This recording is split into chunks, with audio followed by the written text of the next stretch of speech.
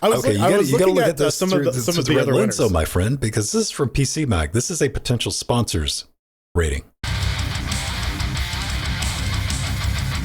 And welcome back to another Linux Gamecast Weekly, the show that covers the latest Linux gaming news, reviews, how-tos, and most importantly, whatever the hell else we come up with. I'm Vin Stone.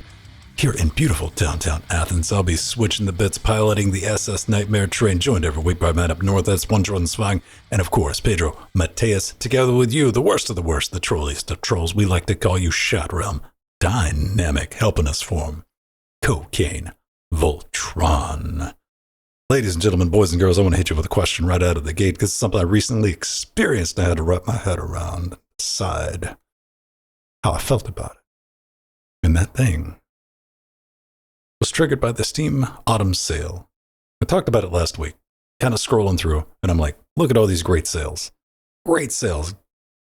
After so many months, so many years of just like half-hearted sales, all on games that I already owned. That was the kicker. That's what made me feel bad. I'm like, I kept seeing these games that I never finished, though. Good games.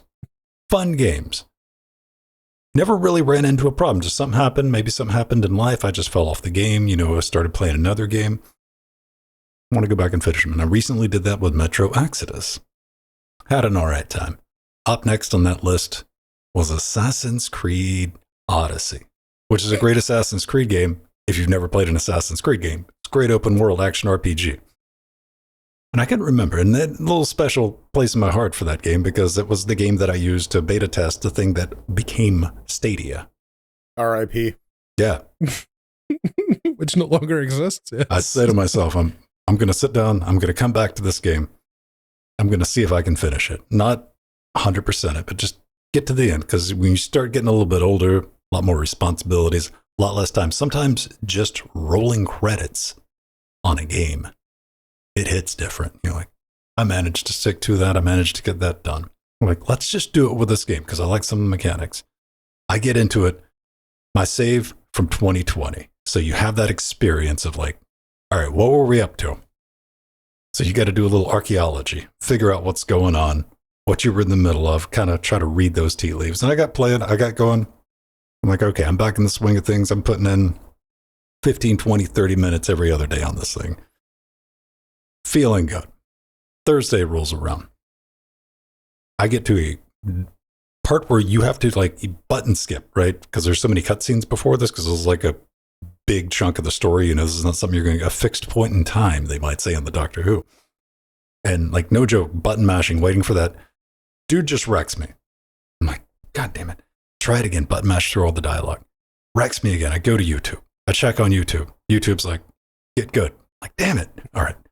Button mash again. And I'm working on this because this is like what I'm just like, I'm not giving up. I'm not giving up. Normally I'd Alt F4 right here. I'm sure this is why I tapped out originally, because forced, unskippable dialogue that even if you skip through, you got to sit there for like almost a minute without doing everything every time you die. Yeah, you should only have to watch that cutscene once. Right. And have the option to like permanently skip it. And I'm working on it, though. I'm getting good. I got my little chip strategy, and I'm going around in the circle. It's like a locked off little arena. Then I hear, boom. And if you played Assassin's Creed Odyssey, you know what I'm talking about. That means one of these fucking bounty hunters are going to. The first time I quit that game was because of bounty hunters. They would just show up. You attack one, it would spawn two more until you were dead. This bounty hunter shows up, and I'm in the middle. I'm in the arena. Bounty hunter runs up to the edge of the arena, like looks at me. I'm like, fuck. All right, fuck you. I don't have to deal with you. It wants to get in so bad. It can't do it. It's got it locked off. And now I'm having to think, okay, if I manage to kill this guy this run, I got to deal with that. So I'm going to have to run. I'm doing Get all the this. fuck out of there. Yeah. I'm like, all right, but I got this. 3/4 of the health on this guy. Got him past phase 2. Like, we're doing this. Ubisoft said, they had enough of this. Bounty hunter just runs in the arena, starts wailing on me too. I die. You died. I Alt F4 and I uninstalled it. So have you ever had that happen, man? That's some bullshit. That and the like game crashes just as you like hit the final strike on the boss, and you're like, I gotta do this again. No, we're done. Goodbye. Do you That's have why I games, stopped playing Devil May Cry 3. Jordan, you at home, are there games in your library that you want to go back and revisit that you fell off of and you mean to? And do you really think you're ever going to do it? Yes, there are a lot of them. I like you could basically say literally any game I've ever played. I very rarely finish games. Mostly just because like I get distracted or like something else. Let's put a little better point on it. Like ones that you were engaged with, like you were one of those games, you know, like that game that comes along maybe once a year that you get tied up in. You really like the story and like you really want to finish it. It's not just one of those like I might go back and finish it one day, but Cyberpunk, BG3. I got well into BG3 and then I just fell off the wagon.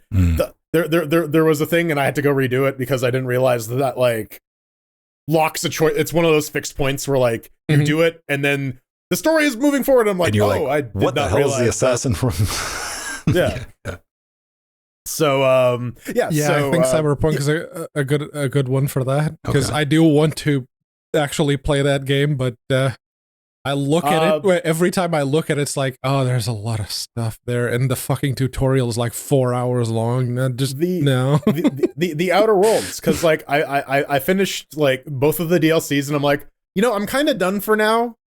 Like I pretty like thoroughly scraped them, so like I definitely got my free money's worth from my Epic Game purchase. Right? Like, now, what about this? Now, I do have one game that I even brought up something about this week. And it might be the next game because I'm going to finish Assassin's Creed Odyssey. All right, it just might not be. It might be another 4 years. You just got to buy more Ubisoft quartz. I might go back and actually beat Skyrim. Got 80 hours in Skyrim. I haven't beat it. Yeah, that's also one I've wanted to like go back and like actually play through. But Skyrim's it's really easy to just start fucking around in that game. Well, it is. I mean, I've even like hopped on the dragon, flew to the Rainbow Sky World, and like played around over there. And I'm like, I'm not ready to finish this. And I went back. And then I told Pedro about this really cool torch. I did appreciate the video. It's like, I've been to that place. Yes, there is a torch on the floor on that place. There's nothing like the feeling of seeing, like, knowing that I'm like, I'm about to make Pedro watch a 14-minute video on a Skyrim torch. Watch. Admittedly, I didn't watch all the way through. I just went, wait, so where is that? Wait, really? So yeah, I went there with my character because I do have a character that's already finished everything about the game. I've visited every location. It's one of those characters. So I just go back to the place, pick it up. It's like, oh yeah, this one casts shadows, and the one that I had in my inventory does not cast shadows. Huh.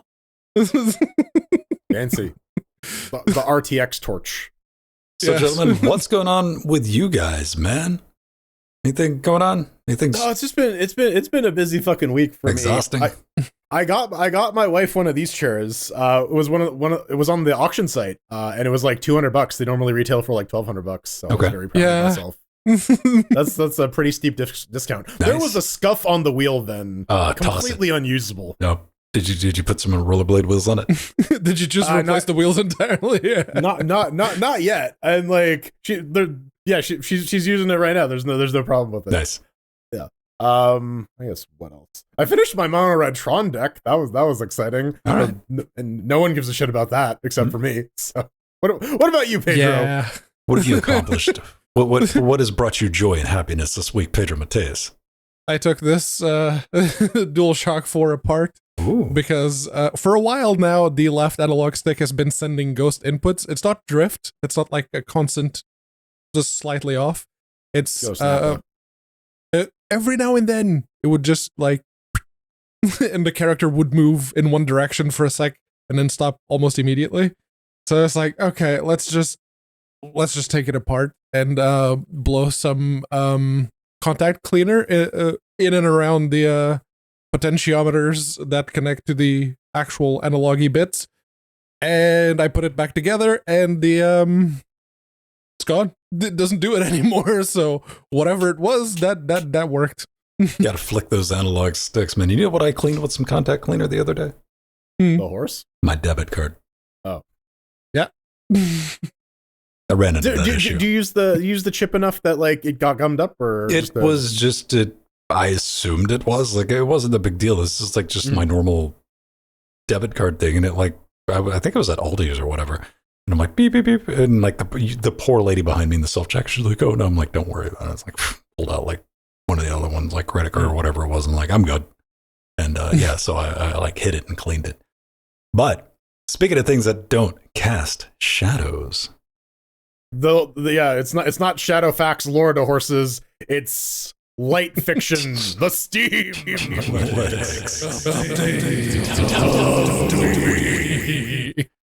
You like that? The like horse that? arrives precisely when he means to. I'm telling you, man, we're going to have to put some branding on the Steam update of the week so nobody gets confused as to whether or not it is that we've, implemented with close collaboration with Valve, the production of Valve does not approve of the Steam Linux update of the week. They can merely tolerate it.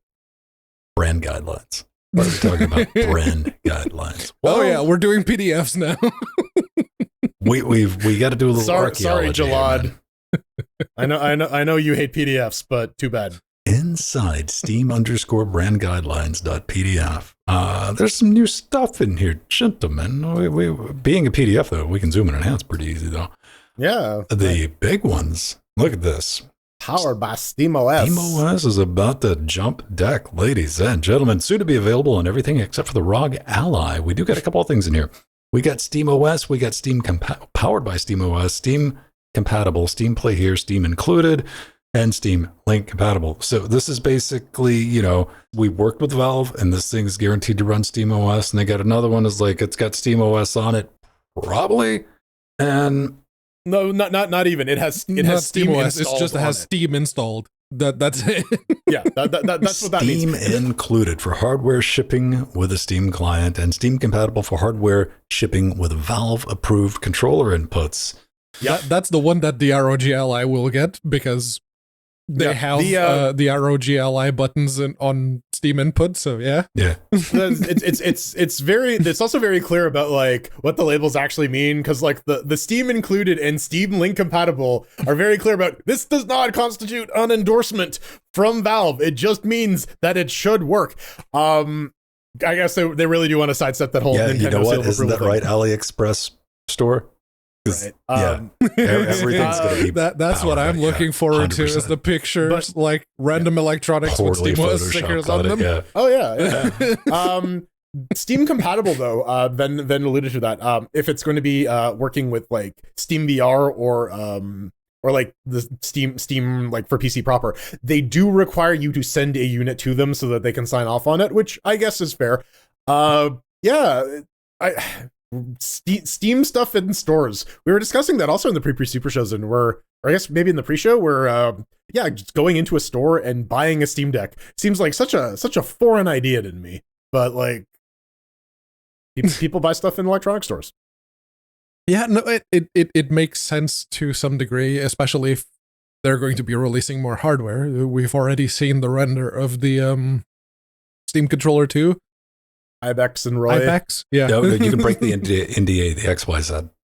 Yes. It's the so it makes perfect sense that they want to standardize the branding, but does this mean that before SteamOS goes public for everyone, I guess everyone's still waiting on NVK getting good enough for everyone else to play with SteamOS?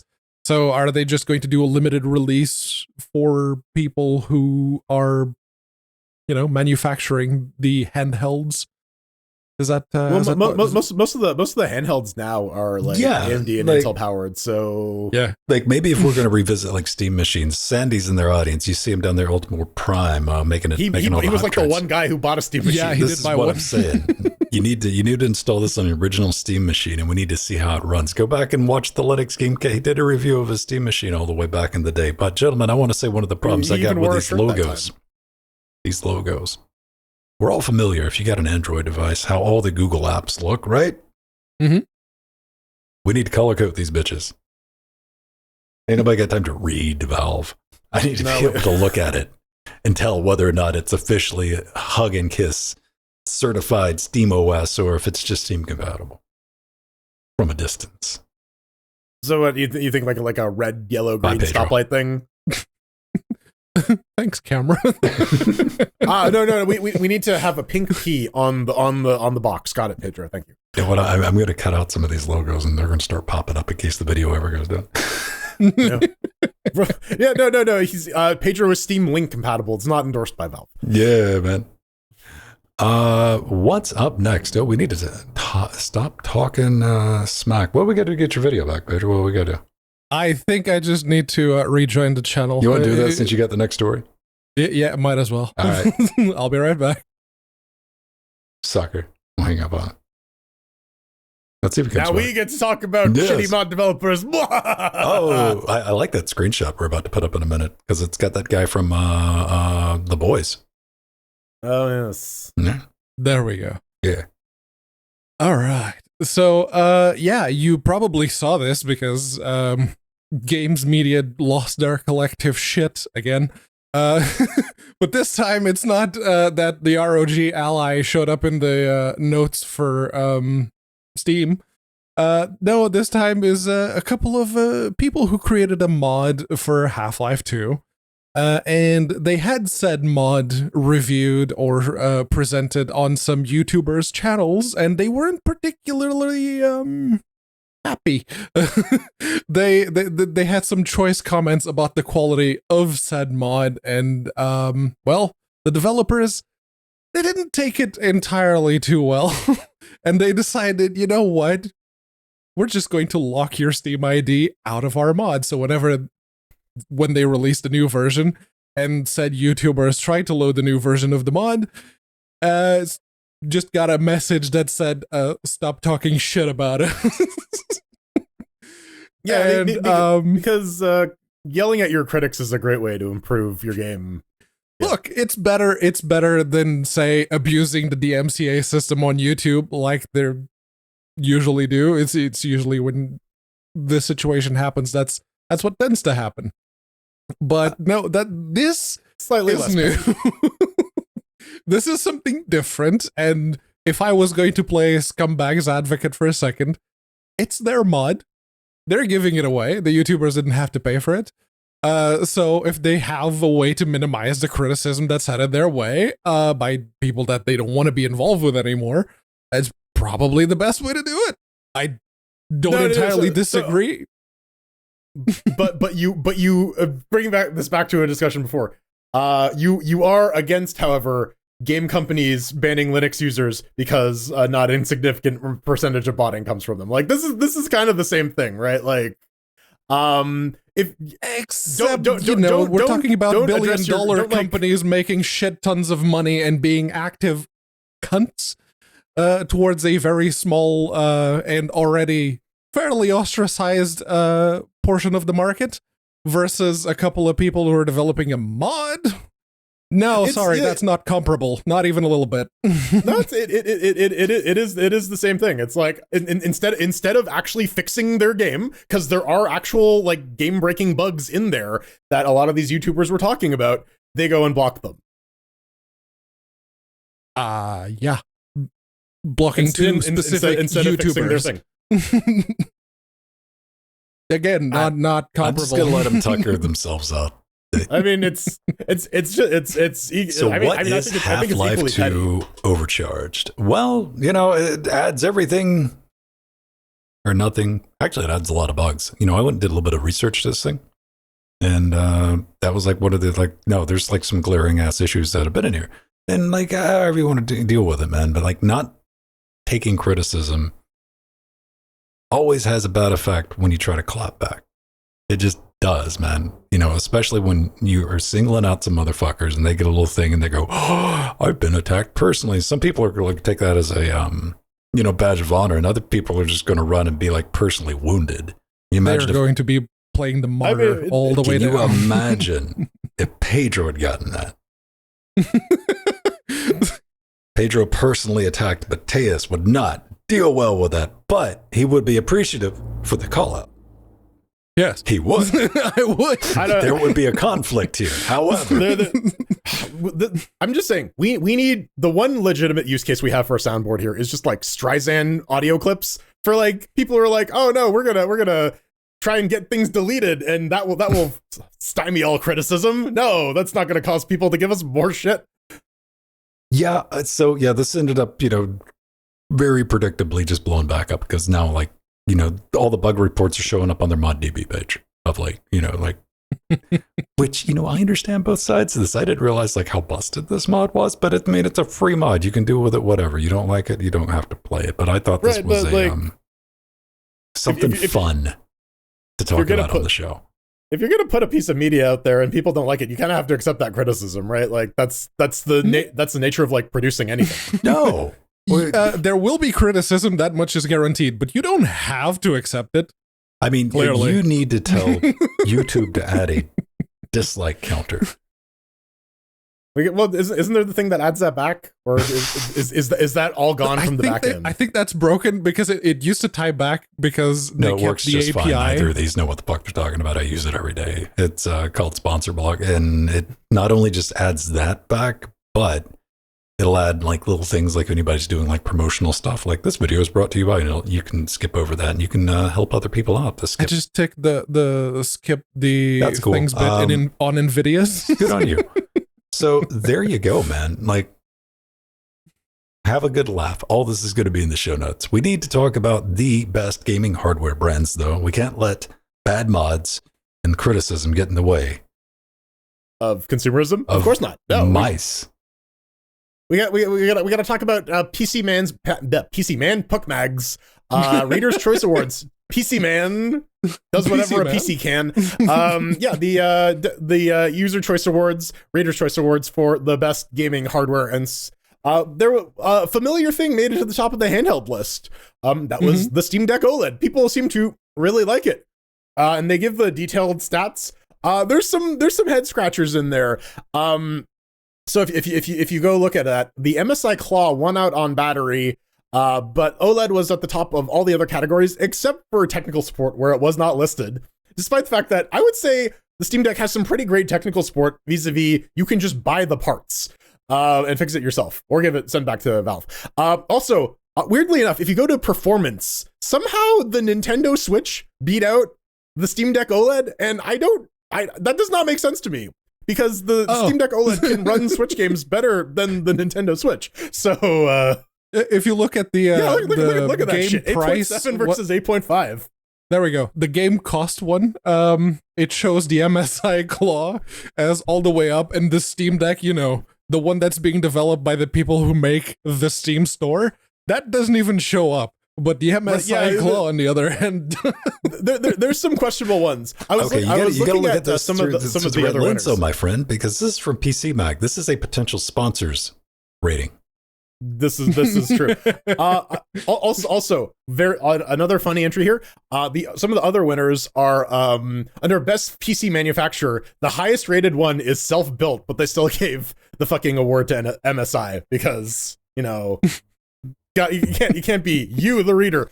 Also, if you want the best gaming phone, apparently Samsung is your best bet. So. I don't. My question here is because, for all the shit we give the ROG Ally, because, mainstream games media kind of lost their shit over some fairly inoffensive notes.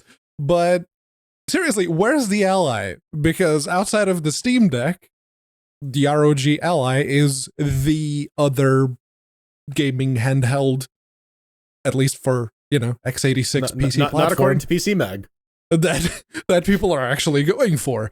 How the fuck is the MSI Claw there? How the fuck did the Claw end up on there? We can all agree on it. Like, how is that there MSI. And not the Ally? And I scrolled down. It's like, okay, let's go see the comments. Maybe people are already losing their shit over that. There's no comments. No comments closed? It lends some credence to Ven's theory about the sponsorship. There's one comment now. Get revisionist, Matthias. Look at all these comments. There's comments everywhere.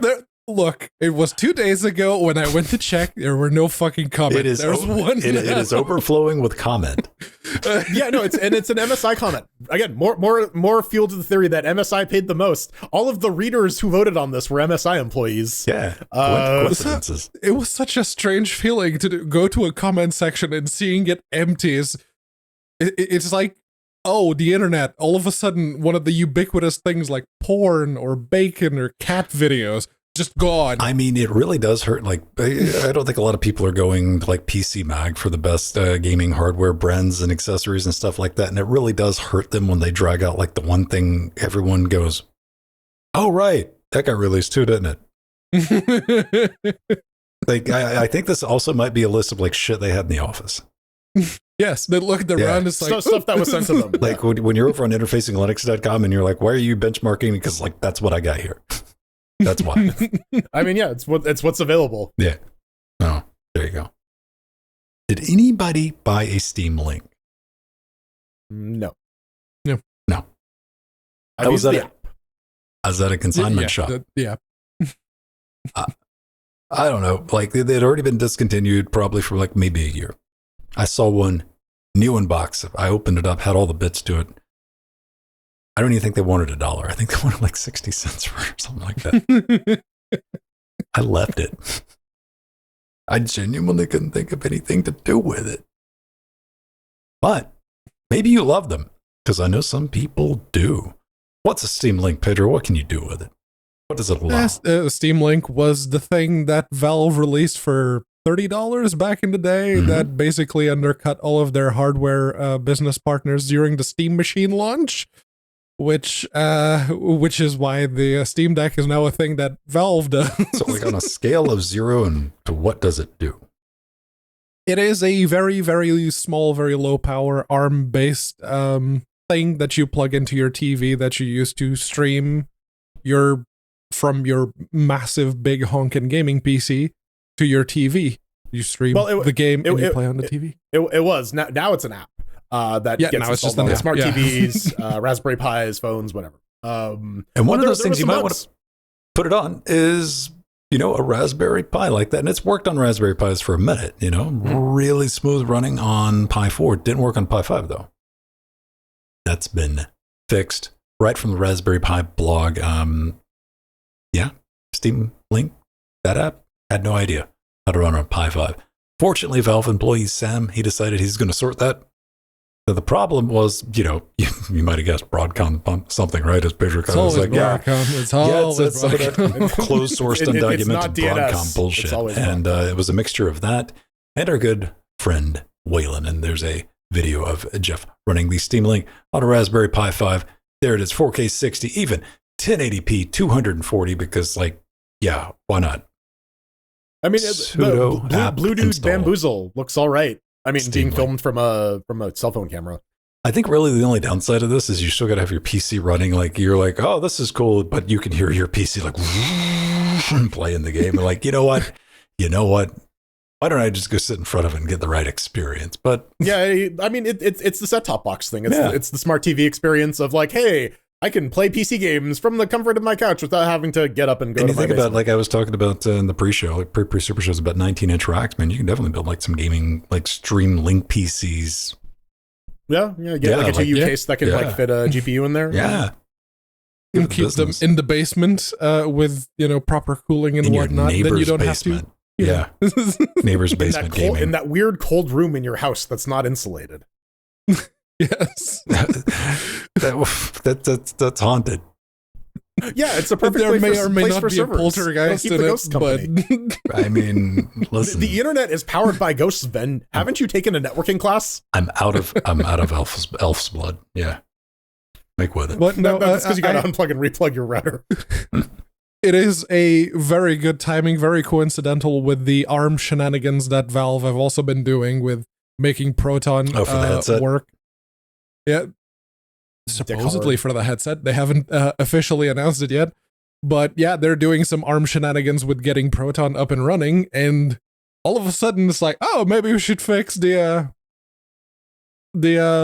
Steam Link not working on the Pi 5. So it's kind of like, while we're here. Yeah. So we were talking about their branding guidelines too, and I was a little shocked to see like, Steam Link compatible. But then I thought about it. It's not. It is just not the app anymore. A big market for this is smart TVs. And so, yeah, I think a lot of those smart TVs would have like Broadcom chips in there. I think this is one of those things where you fix this once and then it pays it forward forever. and you just a lot get of smart better and better TVs also hardware. have like the thing that you can plug in the compute module 5 that has Raspberry Pi 5 Is that in a the pretty compute common module. feature now? No, that's just a fucked up, cruel thing to do. But like, hey, look, here's a hole for a thing you can't buy. Yeah. Yeah. Like, I don't know. There's a lot of smart TVs that have like the extra plugins for compute modules, call not them necessarily monitors. the Pi 5. Yes. It's that thing that Carmack's talking about. The Samsung all-in-one hates this PC one monitors. simple trick, right? Oh man. You know what? I hope the ARM thing's good, man. I hope I hope Valve releases a VR headset. I don't care if it's ARM powered, leg powered. I want one that's good enough where I want to think about buying one. That's what I want. I want the Threadripper powered VR headset that requires a backpack and like boots. It's going to be red. Are you okay And it with has that? 2 big pipes for the water cooling. It's got a tripod too. It's a big tripod though. A lot of room. We'll put some wheels on the tripod too, so you can move around. Yes, it has a little It's a walker tricycle. to hold it upright. But you better not slip because it's real sturdy. It'll fucking hold you up anyway. Well, yeah, you Just need break the your slip neck pad underneath because you right, trip, so that you can but have it's the going to holodeck hold your arms instruments. like. I mean, it might look like straight up Ravenholm in a minute, but yeah. Oh no! It's the new Steam VR. We call this model the David Carradine. There we go. What was the name of the crab? The pet crab? Hedy Lamar. Lamar. Yeah. Lamar, yeah. Call it Lamar. It's time for the holidays, we got so- one new game to talk about, I guess. Barony. That they decided to beat VLC to the punch. I checked today, still no Santa hat on VLCs. Thus concludes VLC watch for this episode of Linux Gamecast. But Barony pulled out, activated its Christmas track card, and now all the food is Christmas trees. All the food is Christmas trees. Yeah. Christmas themed. The demons all have ugly sweaters, and wreaths abound, and you can't escape the Christmas music, not even in the dungeon. Christmas. Mariah Carey fucking gonna sue hate somebody. Christmas. So, but then again, I don't play a lot of Barony, and it's cute. You get the seasonal updates. There's like a Steam border you can get if you. I don't know. I periodically go into the Steam Point shop and just like buy shit because I'm not going to do anything else with Steam Points. With it. Yeah. Man, I look at that, man. One thing that was like, oh, look at that. It's got a bah humbug toggle. Like, if you can't handle this shit, if the holidays are too powerful for you, if the rats with antlers are like horrifying, which they are. I want the Hanukkah themed rats, man. 8 crazy rats. But yeah, you can toggle it on and off, and it's got haunted renditions of classic Christmas music. So I don't know. I enjoyed playing around in this game. Ooh, it's $20 too. So if you got it, how much is? Oh, it's got a 4-pack. Is this got you? You want to try some co-op? Yeah, Don't we all have this? I think so. I think I haven't. I thought I don't know. This seems like something that they sent us. Maybe. I vaguely remember this. I don't know. Anyway, we'll find out. Go check it out. Go get your terrifying antler rats. Oh, antler rats. Oh, antler rat. Okay. Keeping with the theme, it's time for a holiday driver release. It's been a while since we started off the news segment with some Nvidia drivers, but I wanted to give them a little mention. We got a double shot, actually.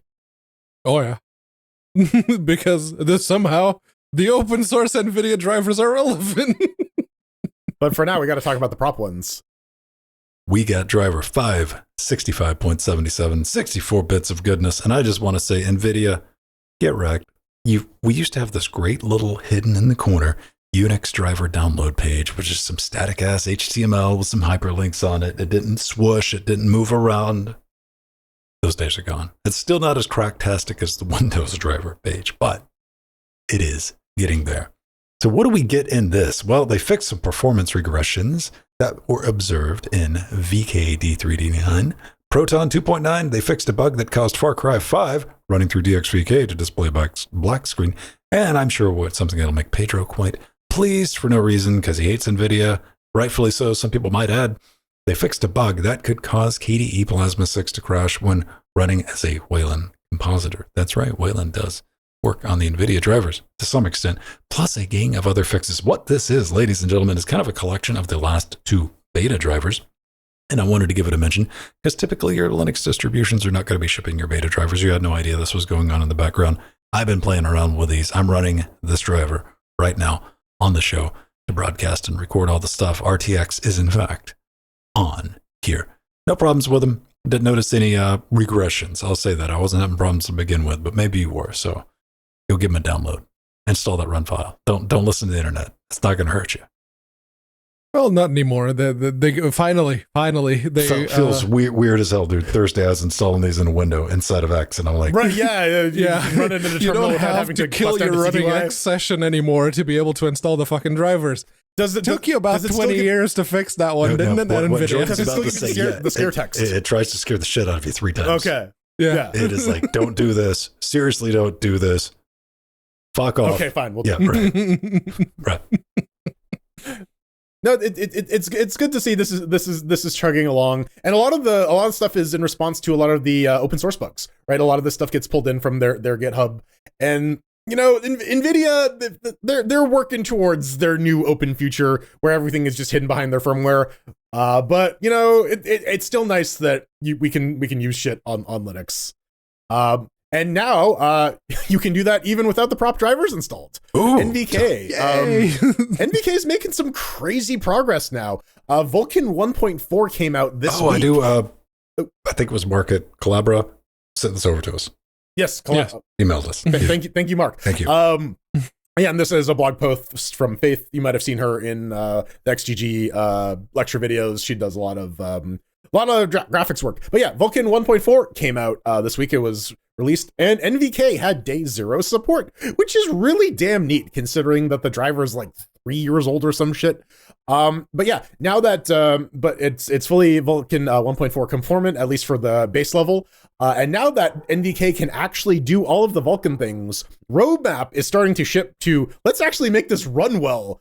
So I'm looking forward to that. Also, they say like maybe we'll implement ray tracing later. So RTX on as a little treat. But this is just like insane progress. Really cool to see that the Collabra is just like cranking this stuff out. And like they're saying that like basically all of the recent Mesa drivers all have day 0 Vulkan support, which just means that you can build it and start using it right now. If you're on the Che repos, you just get it. So yep. Weird times, isn't it? It's impressive. I have laptop with a 2060 mobile, so that's what I've been using to look at what Mesa's been doing with the open source Nvidia drivers. It works surprisingly well for games as long as the laptop's plugged in. If I'm running it on battery and I start a graphically demanding game or a benchmark or something that'll actually tug on the GPU, like Elden Ring, it just shuts down. The GPU goes into like the super high power mode that it's not supposed to while it's on battery.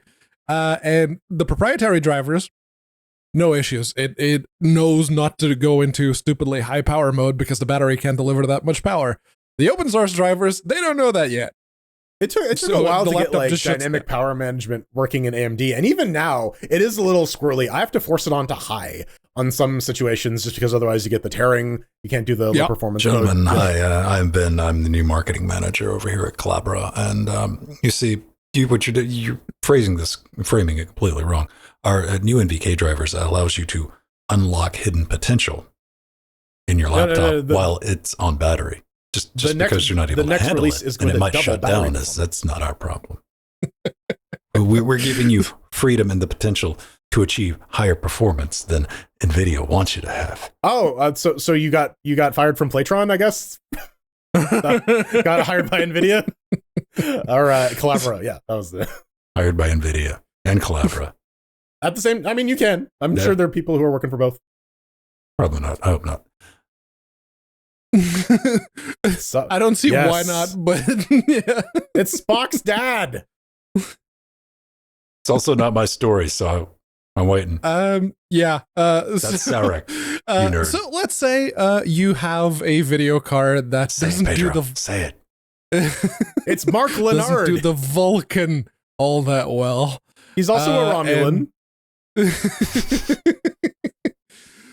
It is maybe you have, and I learned some things while looking up what versions of AMD cards supported which versions of Vulkan. I learned some things. But this is Proton for old Vulkan or Sarek. It basically is if you have a card like pre-GCN 1.0 that only supports Vulkan 1.1 or lower, but not Vulkan 1.3, which is the current supported version of Vulkan, unless you count 1.4 that literally just came out. Thanks, Calabra.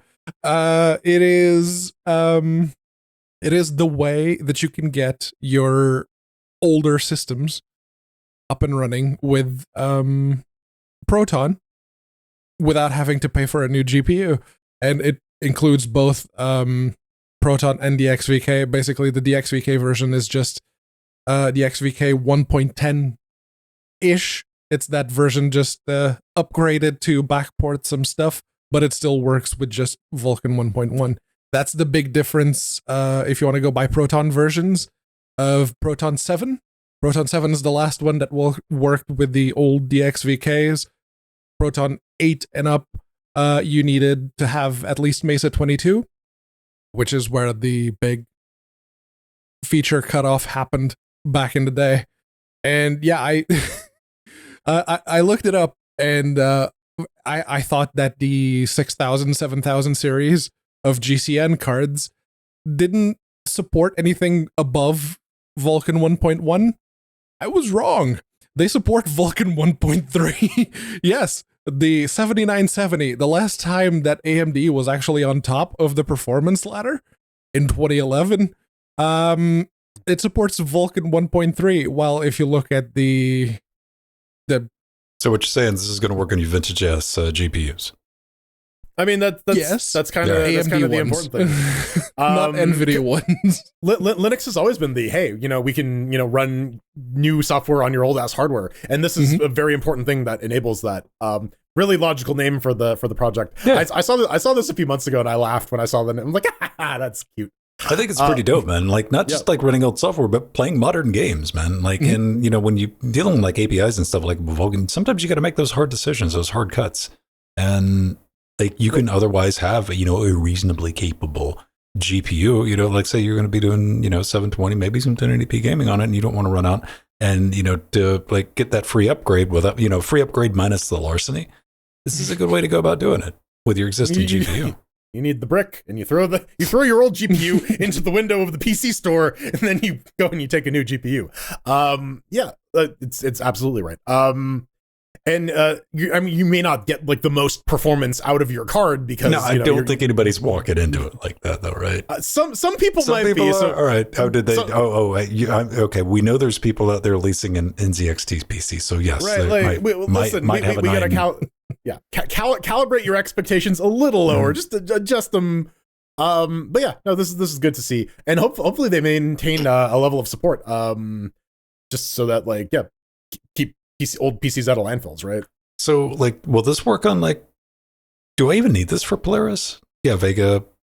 No. Polaris will work for unless you want to use the proprietary AMD drivers, at which point that's a you problem. I can do it. That means you need to get some counseling, maybe some professional help. Yeah, because AMD dropped support for Vega and Polaris on the proprietary driver, but no one's fucking using that driver anyway for those older generations. I remember when we talked about that story on the podcast, and we're like, "Oh, that's a shame." Anyways, yeah, and that's the stupid thing is they released APUs after they dropped support for Vega with Vega fucking GPUs in them. AMD 5 series, yeah, we talked about it on the show, man. I just finished that. I posted that earlier this week, man. The WX 3100. I even tried to play some games on it. You don't want to play games on a WX 3100. Great Linux support. That's an RX 550. That's cool. If you're searching for the card that's in the video that I did a review on, it's 3100 WX. Go check it out. It's nice and blue. Everything on interfacing Linux. Again, don't buy it for gaming, though, and it does work great under Linux, even with the open source drivers. But to the point, don't expect to fire up any DXVK, any Proton, anything with it. You're not going to be gaming with it. Don't worry about it. No. Yeah, the performance-wise, you're looking at RX 550 levels of performance. So, Performance-wise, you're looking at 5600G integrated graphics performance. For those of you who want something Vega 11. Yeah. recent to like stick that with. So yeah, it's basically a portable 5600G. Now let's talk about Box 64, something I love, something I'm near and dear to my heart. Why? Because it runs my Trackmania server on a Raspberry Pi. And it does a great job. Big fan of it. Now you might be familiar with Fex, right? Fex has been getting a lot of love. Not so much over here on Box 64 land. They effectively do the same thing. I went with Box 64. Why? Because it had a Debian repository. That's why I was like, I love you more. And they got some big updates, always making improvements, making things run better. And I'm happy to see it. I haven't even tried playing games on it. I did an entire article and write-up about running Linux servers, x86 Linux servers on like ARM devices, and it worked out really good. A lot of people were interested in that. But they have done some work, especially with x87 emulation improvements for like older 32-bit Windows games. Should be able to work now. And Jordan, you were like sevens up, my man. Look at that. Well, I mean, it's cool to see that like the software solution can beat out like Rosetta's hardware solution when it comes to like a benchmark in general. That's a neat milestone for the project. And a couple other of the upgrades include a refactor of the memory system, which should help some performance with Unity games, stuff that needs like strong. It's my strong memory barriers. Yeah. Strong memory barriers. Gotta base my turkey with it. Dear strong memory.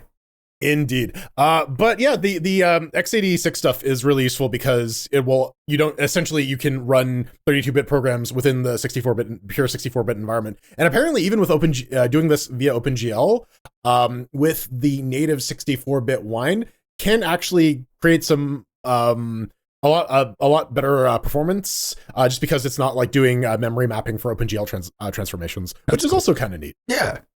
No, dude, I love seeing this, man. All the work's going into it. I'm definitely going to be playing around with it a lot more in the upcoming future, just because I will, if everything plays out right, I'll be having something that we would really want to test actual gaming performance on that's ARM-based. Mm-hmm. So, stay tuned. I'll definitely using some Box 64, and I'll be using Fex too, because I'm good like that. I want to try everything out. And if you have a, Raspberry Pi 5, you want to play around with it. Like, this stuff's dead simple. I thought I was going to be like cocking around with config files. But dude, you just launch the executable, dude, and it's just like it takes care of it. Nowadays, it's nice. I remember setting up Box 64. Gather around, children. Uncle Mateus has got a tail. Before Fex even existed, and we had to emulate our ARM CPUs uphill both ways in the snow. Yeah, in the snow, yep.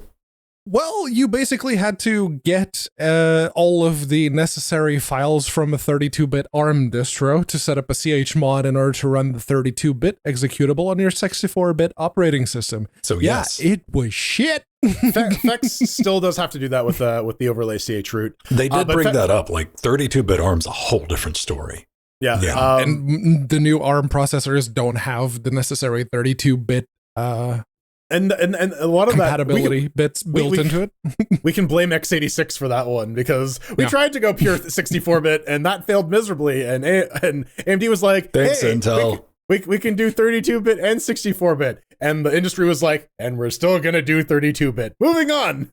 Oh, yeah. No, it's very nice that they're acknowledging that and saying, Box 32 is now built into Box 64. It's disabled by default, but it's there. It's there, man. Yeah, and like just talking about a little bit of the difference between like Fex and Box. Fex is going for like more accuracy. Box is going for more speed. So Box 64 is definitely taking let's just get shit done approach, and we'll worry about the actual accuracy a little later. Yeah, I mean, we've all seen that with like different like emulators, right? Like that was like Dolphin and. That was like the Ryujin X versus Yuzu thing, where like Ryujin X was going for accuracy and Yuzu was going get for shit done now and get shit done right. And there's both of them are correct. There's no wrong answer. Yeah. These things are not mutually exclusive. They help each other. You can have both. In fact, you should have both. But one thing I don't have is injection molding, Pedro. Well, you don't need it. You just need a cheapo 3D printer, some PLA to go with it, maybe access to someone who can do I got some plywood. And you can. I got some balsa wood and some Elmer's glue. Let's go. Sorry, I drank the last of your Elmer's glue. You can have a munch on the Elmer's God glue. damn it. That's fine. It's delicious. Put it on pizza. I hear it's great.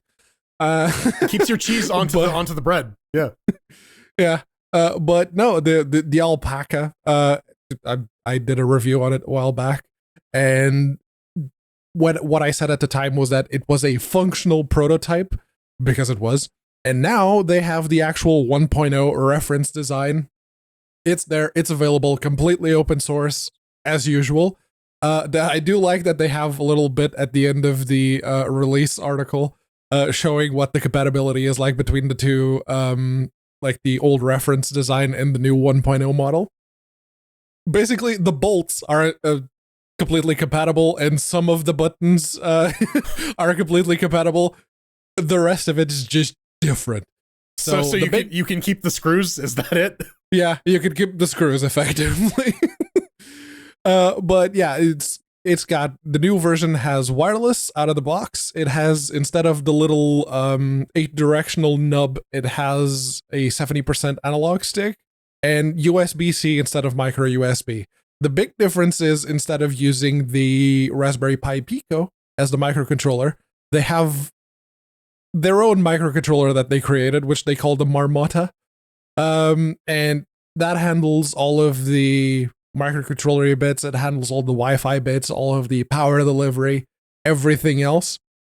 It does all of that, and of course it has a USB-C connector. Dongle. Well, it's the wireless in the controller and the dongle. And it's once you get to the price, it's about 200 euros. It's 196 euros for the full controller if you just want to buy it from their store. It's not cheap. That's not cheap. I want one. I genuinely do want one of the newer revisions, but that's going to have to wait.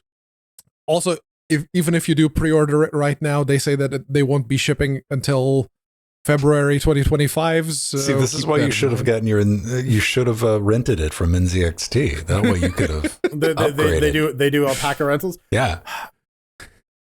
But I genuinely do. Once they're available no longer in pre-orders, I will very much consider spending the 200 euros to get one, because I genuinely like what Input Labs have been doing. And they listened, they actively listened after they put out the reference design for the prototype. Everything that people complained was like, okay, it's not wireless, it should be wireless. It's wireless now. It needs the right analog stick. Just having the 8-directional nub, not good enough. It has the right analog stick. Needs USB-C. That was one of my complaints. It's USB-C now. So it is legitimately, they listened, and it is a significant improvement. So I think this DIY hardware scene, especially with like controllers, is also really important, because, you know, controllers as a product are very expensive. They're failure prone. They're not like super easy to repair. So like having DIY controllers that you can like make in print and like repair are very entirely open source. Yeah, Pedro. And it also opens the door for like other people to take the design and iterate. Maybe people want a more traditional controller, a la like a DualSense or an Xbox controller, and this is a starting point. It is a frame of reference for you to make your own controller hardware, which I think is really neat. Now, I want you to hear me out, Pedro Mateus. Let's just say this, man. Lawrence Fishburne kicks in your fucking door right now, takes off his cowboy hat, and in one hand he's got a Steam controller too, and the other one he's got the Alpakka 1.0. He says you can only pick one, and he's going to steal the rest of your controllers. That's sneaky, Lawrence. Okay, then I just kick him out, and he can keep both of those controllers. I'll keep my current collection. But he knows Kung Fu. You can't kick him. He'll kick your butt. He's Morpheus. You try to kick him, and he like shoves both controllers in your mouth. He's also significantly older, so yeah, but he's probably got you by, I don't know, 180 kilos. Yeah, probably. So he might just snatch your ass up. You may be a little wide, but I'm still not convinced that like a gust of wind won't blow you over. No, I like a gust of breeze. I want the shirt. I'm not as thick as that picture with Dancing Joe would imply, but I'm also not that thin. Do I have access to my own emotes? Yeah, can I build a Pedro? Build a Pedro workshop. Build a Pedro. That's the Let's thing. go. If you have a 3D Damn it, printer Sandy. or something to Now we got to build second Pedro. Curses foiled again. Hoisted by my own Picard. or know someone that can do like the printing and the pre-populating of the PCB, this will be significantly cheaper because then you only have to buy the bits that you can't access. But yeah, buying the whole thing, that you're looking at 200 euros. Give or take. Does it have support for you have the ability to throw in a Nintendo 3DS battery in there just to have infinite battery life? Maybe that not. might be a fucking interesting mod, though, right? Now that we know Right? that, Yeah, out of the that's box, why. but Yeah. again, everything is open source, like the 3D models, the firmware, the actual PCB layout, everything. You can create your own, and people have if you join the Input Labs Discord. Someone actually created a version with 2 analog sticks months ago, and it's been very popular. It's like one of the community-made variants is very, very popular. There you go. So, Cool. yeah. Go check it out. What's their web zone? It's inputlabs.io. Don't go to inputlabs.com. Don't. Links Not to all of this .com. stuff is in our show notes. Inputlabs.io. Click on the And- link under the YouTube video. Go to linuxgamecast.com. Click on the one episode that has this thumbnail on it. And yeah. There you go, man. Link in the descriptions, man. You'll find our web zone, linuxgamecast.com. Look at that beautiful fucking website right there. Classic. Nothing's moving around on the fucking page while you're there. I want you to tap that support button. Help us out. Kick us a few quid every fucking month over on patreon.com/linuxgamecast. Of course, we got Libra Pay. We got PayPal and all that magic internet money bullshit. Wish list. Jordan's got one. Pedro's got one. Jill's got one. I got one for the studio. If you pick us up something, you can send in a note, and if you're clever about it and you write something funny, we'll give you a hard time about it right here on the show. We'll immortalize you. Hey, if you get something for the studio, I'll get you back up here. It's kind of brilliant. We got merch. We got a humble store. Plenty of ways to help us out, and we do appreciate it. We'll get your name in the credits and all the other fun rewards that you get as a patron. Go check out that list. It's pretty extensive, just as a thank you. And of course, I got Interfacing Linux if you want to go check out what I'm doing over there, man. Hardware and software guides for my fellow Linux creatives. And you got some questions, drop them there as well. But if you want to get in touch with us at the show, easiest way to do that, just leave us a comment on that YouTube video. We get back to you. And if it's really good, if you got some hot, spicy, sweaty, or you just want to glaze us a little bit, we'll talk about it right here on this very show. Didn't get anything great this week. Let's see. No. We got some people over on YouTube. I'm going to get back to you. I'm going to read everything. They were talking about the different prices because we're like, how much would you pay? We had some people talking about like 60, like they'd be surprised 80. if you. I saw an 80. Someone saying that 80 was probably fair. There's a conversation thread going in there. Somebody's like, I'd be surprised if we saw that for under $100, and I'm like, I ain't paying $100 for no controller, man. I'm not. Valve, like that ain't happening. Anyway. Come hang out, watch the show live. Twitch, 8 p.m. Saturday night. And put us in our face. Hang out with us in Skyrim like everybody did. But that's going to do it for this week. Already running long. It's time to cue that music. Like I said, you can always find us right here on Twitch Live. Come party with us. We stream on Saturday nights, Tuesdays, Wednesdays, Thursdays, Fridays, and Saturdays. Not Monday, Tuesday. Monday, Wednesday. Yeah. Yeah, see, that's what I was having to fight through in my damn head because that's what was playing. Like after I said to get in touch with me. You know, I'm in the forums over on Interfacing Linux. If you got those questions, hit me up there on all the social medias, be it Axe, Blue Sky, Mastodon, mass.linuxgamecast.com. I'm just at Vin or just at Vinstone. Type in VENN and you'll find me, dude. I'm it. I'm Jordan, and I've always had 2 analog sticks. One over here, one over here. You can see them. No, you can't. At Frojo at mass.linuxgamecast.com or at Frojo at bsky.app. Yeah, well, I guess if you want to play with my areolas, you'll have to get a little bit creative. You gotta get But, with my yeah. friends. I was trying to avoid bringing up the Spice Girls, but hey, if you want to talk Too about late. the Spice Girls, hit God me damn up on unaccounted for at mass.linuxgamecast.com. If you actually do that, I will not reply. What if they slammed their body down and winded it all around? Ah, yes, when two became one. Yes. I was gonna bring up another song, but that's We're Backstreet just gonna get Boys. last That's week's not- credits, man. Deal with it. We're getting I'll Steam count Controller to 4 3. though. Steam Controller 2 Furious. Well, I don't know how accurate this is, but you know, whatever. Thank our advisors, Artheron, and our executive producers, 1234 Ian, Eshep, Kurducky, Drummer, Thatargos, Barbram, Scott, Atomic Mike, and our Chicago Kicks-Ass fans, Eggy, Basil, Empty, and Casey. And the Sea Monsters, Dazzing Joe, John, Dirty Dean, Angel, Dementor, System T, RL, Rider X, Machina, Nehemiah, Veritanuda, Trudgian, Mike, and the Death Notes, Redis, Mark, Tara, Oil of Hope, Benjamin, Nova, Chad, Romeo, Turnover, Martin, Renee, Leonardo, Kim, Chris, Jill, and Steve. And the Chairlings back in. An illiteral Damn wall of cheerling euthanasia. people along with their Libra Mr. Alert, players. Thank you. Macedonia. Yes. I read Nick Jason as one name, and I know they're two Nick different Jason, people. part of what were the breeze of the whatever. No, if Jason Statham and Nicolas Cage did the fusion dance, Yeah. that's what we would get. Nick Jason. I'm Nick Jason. And a plethora of fucked up movies that are all the same, where he plays the same character. That'll be great. At least he does the splits though. Yeah. Badify everybody. Bye. See you next week. Gotta do splits. 5 dudes.